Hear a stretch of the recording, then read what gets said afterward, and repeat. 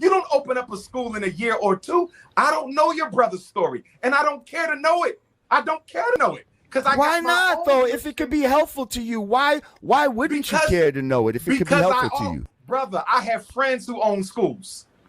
Do you understand that? I have friends who own schools. So if I need to talk to someone who owns a school, I already got that. I got what I need. Y'all, you cannot make this up. You cannot make this up. The self-proclaimed Prince of Pan-Africanism, Dr. Umar Johnson, or as I like to call him, the Prince of Panhandling, y'all, he about to lose his beloved school before it ever opened. I know, that's so shocking. Now, it's not because of white supremacy or systemic racism, but apparently math and money management are colonial tools of oppression. And so he down bad.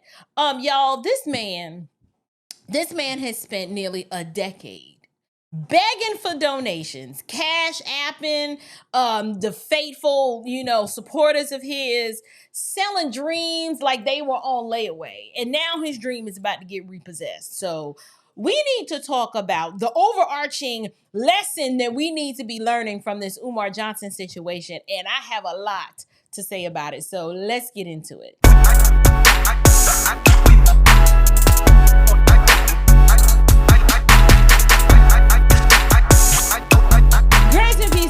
Welcome back to Unshakable with April Chapman, where we discuss all things social, cultural, political, and theological from a biblical perspective. Today, you guys, I'm your host, April Chapman, but we have a good one.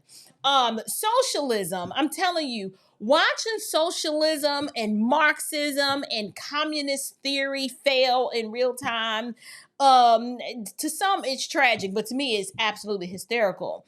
And our dear Dr. Umar, y'all, he has given us a case study straight out of why communism never works and why you should never trust a perpetual victim. Now, we're about to take a look down the illustrated children's edition of the saga of Dr. Umar Johnson. So how did we get here? Well, here's the plot. Umar Johnson has been raising donations for years to open his Frederick Douglass Marcus Garvey Academy. And he bought this old abandoned building in Wilmington, Delaware. And instead of, paying the bills, making the upgrades, and opening the school, he's been on a perpetual live stream tour for years, explaining why the school still isn't open and why he needs more money. Well, now the city is about to auction off the property because he owes more than $75,000 in back vacant property registration fees and utilities and a whole bunch of other stuff that he's probably not telling us about. So let me translate all of this for you. He didn't pay the bills. Not just for a couple of months, but for years. But don't worry. According to Dr. Umar, this is not his fault. Him didn't do nothing wrong. Nope, this is the white man's fault. The white man's fault. It is City Hall's fault. It's the haters' fault. All the struggle streamers out here, it's all our fault. Basically, anybody but him, the man in the mirror, it's everybody else's fault except for his. Take a look at this clip. The city of Wilmington, Delaware, took out a notice to auction off the Frederick Douglass and Marcus Garvey Academy campus for unpaid vacant property registration fees.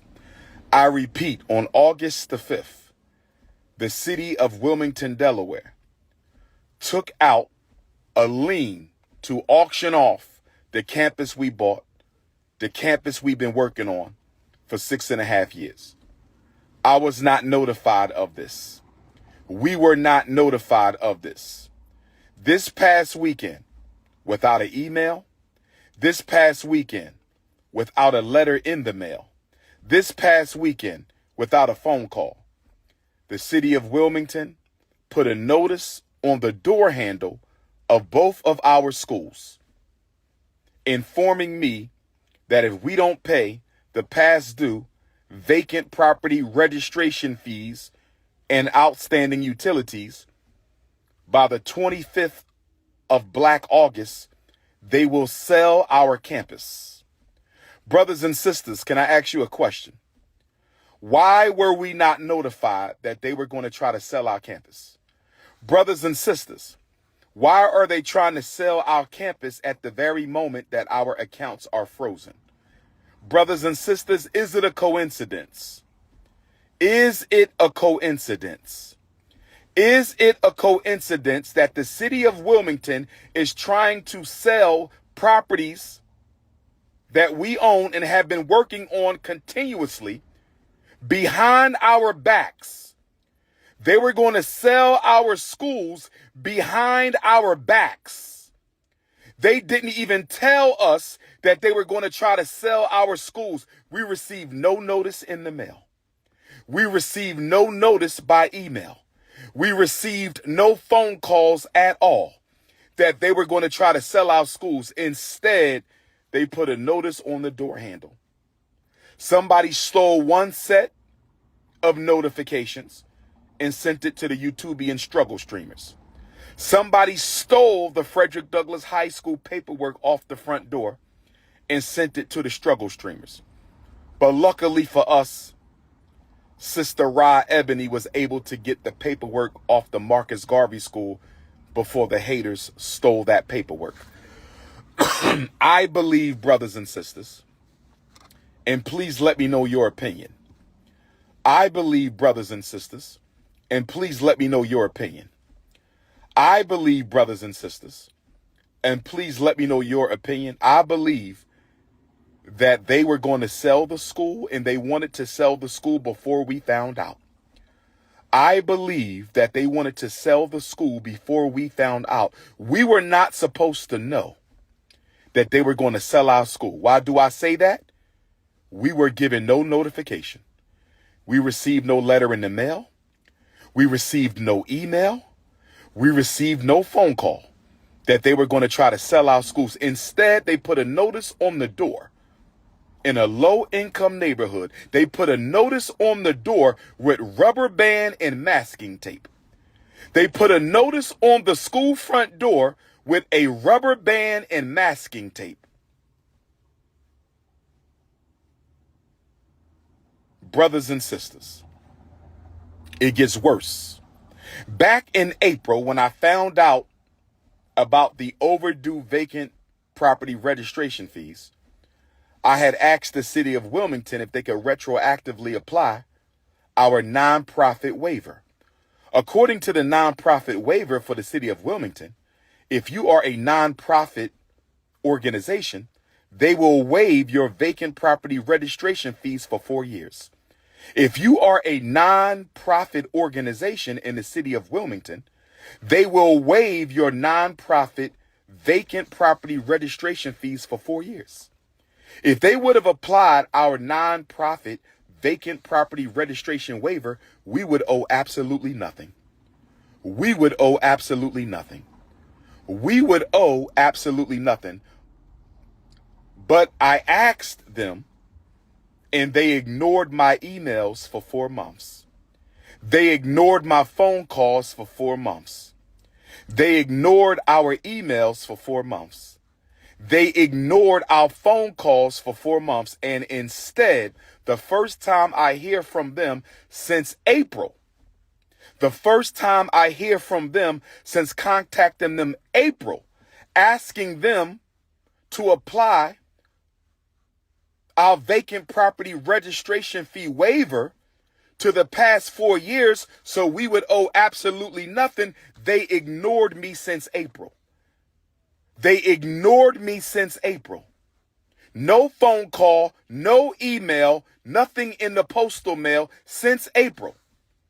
And the first thing we find out, the first time we hear from them since April, is a letter on the front door of the school. So, listen, it is very difficult, okay? It is very difficult to listen to Dr. Umar Johnson for any length of time. But here's where all of this gets really rich. Like, rich with irony, not rich with actual funds. First, Umar tells his followers that he got no notification about the auction. Like, he just didn't know that this was about to happen. And then 2 minutes later, he admits that back in April, he had contacted the city asking for a nonprofit waiver, which basically means he knew. So the fact that he didn't see this coming, that's just a lie. Now, he's obviously, from my opinion and vantage point from what we can see, he's just been ignoring the problem for months, probably even years. You just don't owe $30,000 overnight.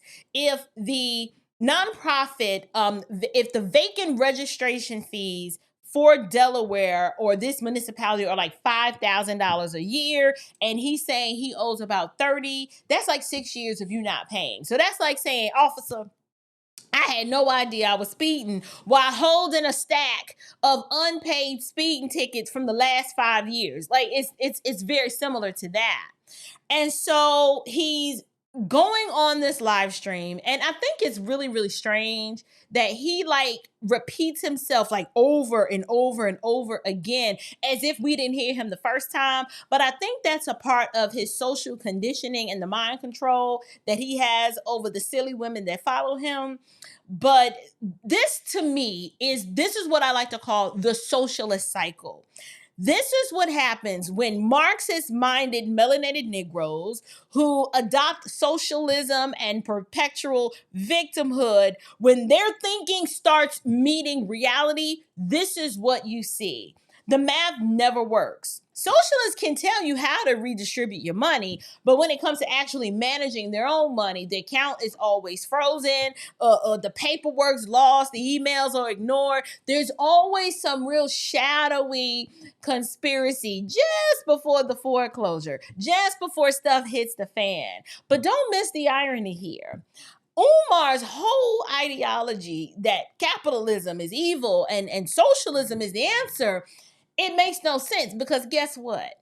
Even under his own personalist, collective, socialist regime, the man ran out of other people's money. And he figured, I'll just get on the internet and beg y'all for some more, and y'all are just going to give it to him. This is the end of every socialist experiment, whether it's Venezuela or the FDMG Academy. It does not matter. The outcomes are still the same. Now, I should have known that Umar was gonna play the race card. Right on cue, like he never disappoints. Umar pulls the racism card, saying that the city is targeting him. Never mind the fact that the fee is the same for everyone. I don't know why he thinks he's special, but never mind the fact that he's had years to pay these fees and he hasn't. Never mind the fact that the bills were piling up since Obama's second term. Like, that's how long we've been doing this rodeo with Umar. So to him, it's gotta be racism. No, this is the problem with professional victimhood. It blinds you to your basic responsibilities, that it is your responsibility to handle your business. It conditions you to see every problem as someone else's fault. It's always the systems out there. And it's why people like Umar Johnson will forever be stuck on the hamster wheel of almost making it, but not quite. Except the hamster is malnourished and the wheel is broken. And the rent on that cage is overdue and about to get repossessed. So here's the lesson. I'm not, you don't want to kick a man while he's down, but Umar has been down and he is a scam artist in my opinion. There is such a bigger takeaway from this Umar Johnson story other than just highlighting the fact that he's losing his school, he ain't got no money. And by the way, y'all, I thought it was interesting. Scammers are really smart. I think he set this up and concocted. There are two plausible reasons. He concocted the story. Let me fill you guys in. A couple of weeks ago, I didn't cover this because this is just shallow and silly stupidness. But I always want to create content that's going to be transformative for my audience. So let me just give you some backstory. A couple of weeks ago, Umar got on the internet and claimed that either one of his baby mamas or some chick and some pastor may have had something to do with his accounts being frozen, like his personal account and his business account, due to fraud. So he claims. Now, I have had fraud happen to both my personal account and my business account before, and banks are very proactive in helping you recover funds. They don't freeze the account, what they do is they flag the account, they shut your cards down. Sometimes, depending on how you believe the person got access to your account, sometimes they'll close that account and open up a new one and move the money. But freezing funds due to fraud, that is not something they do.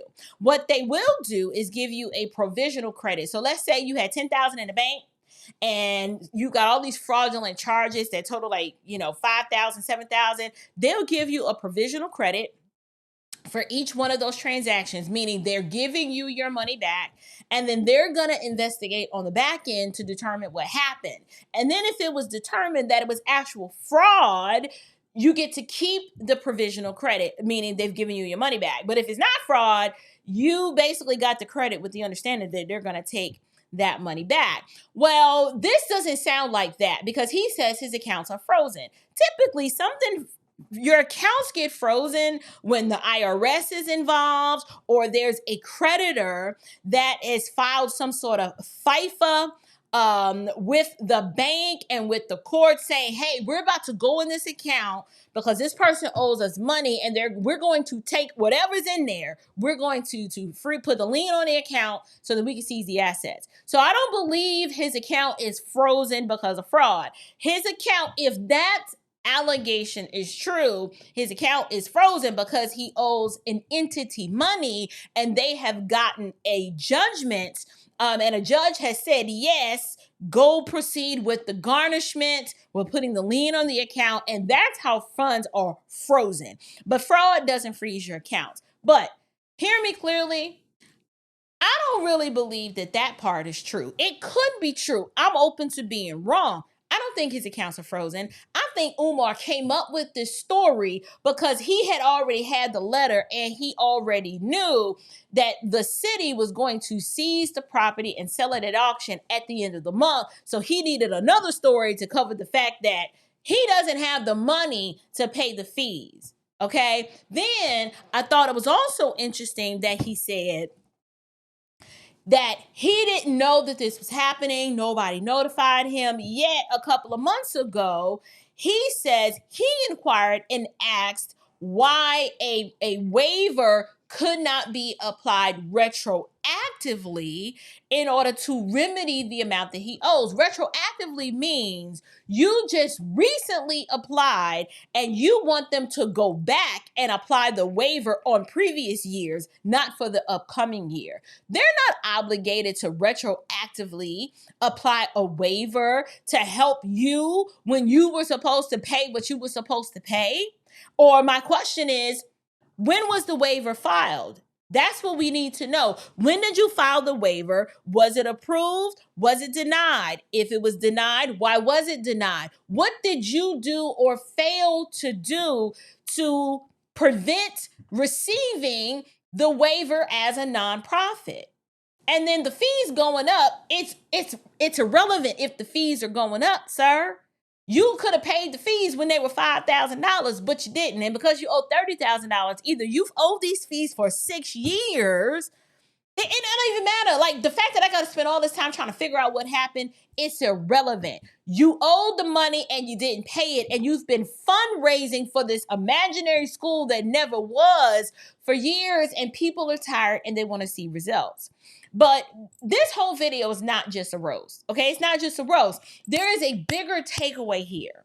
Whether it's a school or a business or your personal household, you cannot build anything without a level of discipline, accountability. You must have stewardship, okay? The Bible even talks about the one who plans, or the plans of the diligent, it leads to abundance, but everyone who is hasty comes only to poverty. And now Umar Johnson is poor, okay? He just is. Socialism teaches you to be hasty with other people's money. This is why I have to disavow the Pan-Africanism and the socialism and the Marxist thought, because it's anti-God and it's an anti-Christian worldview. My Bible teaches me that we are to be diligent with what's in your hands. One works, one doesn't. If someone has given you money and they've given you money to accomplish a task, You are supposed to shepherd and steward it well and accomplish the task. And so as believers, we don't get to take our cues from grifters and false prophets of Pan-Africanism. Okay, let this be a lesson for us to take our cues from the one who said, let the thief no longer steal, Umar, but rather let him labor. Where does this man work? Let him labor doing honest work with his own hands. I understand Dr. Umar Johnson goes and does speaking engagements. So that means he's got income from the speaking fees. I'm sure he's written a book. He's got income from that. But not just that. I have reason to believe that Umar Johnson has been using donor funds to fund his own life this entire time. And the funds are running out. The funds are drying up. People are no longer invested and willing to support his nightmare any longer. So the school might be gone by the 20th. It's not even a school. It's a shell of a building. Okay. So the shell of the building might be gone by the 25th if he doesn't pay up. And the prince of panhandling, he may soon be the papa of panhandling, just poor and needy and begging, whining and complaining like melanated Marxists always do. And if there's any justice in the world, the donors who funded this mess will finally wake up and learn that you can't build a future on lies. You can't build a future on lies, people who are full of excuses and live stream rants. So I'm curious to know, what do you guys think? Do you believe that Umar Johnson's funds were actually frozen and that him didn't do nothing? And that Delaware is wrong and they doing the black man wrong and they are absolutely standing in his way because the last thing they want is a school to teach black folks. Like, do you really believe that? If you do, please help you. Or if you're like, the grift is coming to an end, this man has mismanaged funds.